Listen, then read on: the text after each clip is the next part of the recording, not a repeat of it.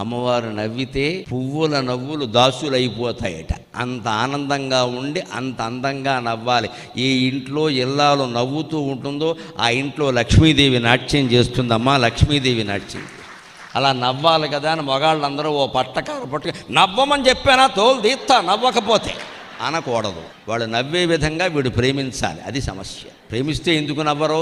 పెత్తనం చేస్తే నవ్వుతారేటి? పొద్దున్నే నవ్వమని చెప్పాను కదా 6:30కి బుద్ధి లేదు అంటే ఎవడు నవ్వుతాడండి? నవ్వడానికి టైం పెడతావా?